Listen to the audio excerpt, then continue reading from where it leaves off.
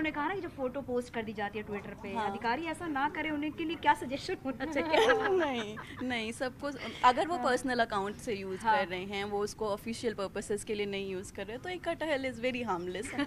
बिल्कुल, चाहे पसंद हो चाहे ना पसंद हो, उनका अधिकार है पोस्ट करना वो कटहल। क्योंकि फन तो हर किसी के लाइफ में होना चाहिए ना, एक जैसा नहीं होना चाहिए कुछ भी। हाँ, आप अपना बताओ सवाल। आप दोनों को पहले तो बहुत बहुत बधाई। मेरा सवाल इससे रिलेटेड है। जैसा आपने अपने करियर में एक ड्रॉप आउट किया, उसके बाद आपने प्रिपरेशन स्टार्ट किया, तो मेरा सवाल यही है कि जैसे आईएम के लोग आते हैं, आईटी के लोग आते हैं, तो फर्स्ट डे स्ट्रैटेजी क्या होनी चाहिए जब कोई अपना जॉब छोड़ता है या ड्रॉप आउट करता है? तो वो बहुत सारी चीज़ें की टेंशन रहती है, तो फर्स्ट डे स्ट्रैटेजी उसमें क्या रहनी चाहिए? आई थिंक जॉब छोड़ने से पहले वो स्ट्रैटेजी बना लें कि समझ पाएँ कि इतनी लंबी जर्नी है, क्या मैं स्ट्रैटेजी भी बना पा रही हूँ या नहीं। तो जॉब छोड़ने के पहले मैंने सिलेबस देख के एक स्ट्रैटेजी बनाई थी कि कितना समय लगेगा अप्रॉक्सीमेटली, कितनी चीज़ें कवर करनी हैं, ताकि जिस दिन जॉब छोड़ूँ डे 1 से मैं काम पे लग जाऊँ, फिर और टाइम ना जाए मेरा स्ट्रैटेजाइजिंग में। तो वो चीज़ करते रहना चाहिए। जॉब छोड़ने के पहले एक बार अच्छे से एनालाइज कर लें आप किस चीज़ के लिए जॉब छोड़ रहे हैं, अचानक से जॉब ना छोड़ दें। तो उस चीज़ के लिए तैयार रहें मेंटली कि फाइनेंशियल इंडिपेंडेंस आपकी चली जाएगी, एकेडमिक प्रेशर बहुत रहेगा, और स्ट्रैटेजी तो सीनियर से पेयर से मिलके बना लें। स्मृति, आप भी ज़रा, क्योंकि ये सवाल जो था बहुत गंभीर मुद्दे वाला सवाल था, क्योंकि जॉब, हाँ, ये कई लोगों के मन में होता है कि अगर हम एक सजेशन के तौर पे क्या बोलना चाहोगे? वही सेम कि आप पहले एनालाइज कर लें। आप जैसे जैसे अगर आपको बीएससी के बाद भी जैसे स्ट्रीम चेंज करनी है, तो आप एक साल पहले प्लानिंग करते हो कि आप क्या करोगे, वो डिफाइन करो आप अपने आप को कि आपको चाहिए क्या और क्या आप कर सकते हो। वही कॉस्ट बेनिफिट एनालिसिस करिए और उस हिसाब से डिसीजन लीजिए। बिल्कुल। अब स्मृति, अब ये भी बात करते हैं, क्योंकि देखा जाता है कि जब क्योंकि ये एग्ज़ाम क्रैक करना एक बहुत बड़ा टास्क होता है, तो क्या आप लोगों ने अपनी पढ़ाई के दौरान कोई मूवी देखी हो, कहीं घूमने फिरने गए हो आप लोग? हाँ, ऐसा किया आप लोगों ने?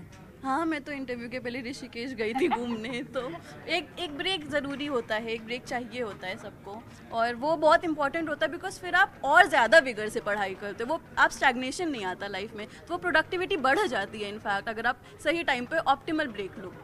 आप रिफ़्रेशमेंट के लिए क्या करते हो? क्योंकि एग्ज़ाम क्रैक कर लिया, अब उससे पहले बहुत ज़्यादा पढ़ाई की आपने, तो कैसी चीज़ों को मैनेज करते थे? क्योंकि जॉब जब आपने छोड़ा, क्योंकि 9 घंटे आप जॉब करते थे, सेम शेड्यूल को आपने अपने एग्ज़ाम्स के लिए भी वैसे ही बिल्कुल शेड्यूल अपना तैयार किया ताकि उसमें कोई डिस्टर्बेंस ना हो, तो कैसी चीज़ें मैनेज किया आपने? जी बिल्कुल, वो एक माहौल बनाना घर में थोड़ा मुश्किल हो जाता था। अगर मुश्किल होती थी तो लाइब्रेरी चली जाती थी, कभी घर में पढ़ लेती थी। तो मैं आई थिंक बहुत सोल्यूशन ओरिएंटेड रही हूँ कि प्रॉब्लम को लेके मैं बैठती नहीं थी। जो नहीं हो रहा है मैं फटाफट वो करते चली जाती थी कि अच्छा ये काम नहीं कर रहा है, अकेले नहीं हो रहा है तो किसी पीयर ग्रुप में पढ़ाई कर ली, कुछ डिस्कशंस कर लिए, बोरियत हो रही है तो क्वेश्चन आंसर्स कर लिए कि अच्छा मुझे क्या नहीं आता है। तो हमेशा एक सोल्यूशन ढूंढने की कोशिश की है कि कैसे इस प्रॉब्लम को मिटाऊँ।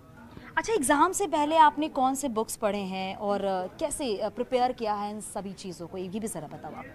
एक स्टैंडर्ड सेट ऑफ बुक्स होती हैं, आप एनसीईआरटी से स्टार्ट करते हो, फिर कुछ स्टैंडर्ड बुक्स होती हैं पॉलिटी के लिए, लक्ष्मीकांत है जैसे, तो वो स्टैंडर्ड इट्स अवेलेबल एवरीवेयर। आपको बताना, क्योंकि जो स्टूडेंट्स सुन रहे हैं, जो दर्शक देख रहे हैं आपको, तो वो जानना चाहते हैं, क्योंकि अगर वो प्रिपरेशन करना है तो उन्हें क्या क्या चीज़ें अपने दिमाग में रखनी होगी।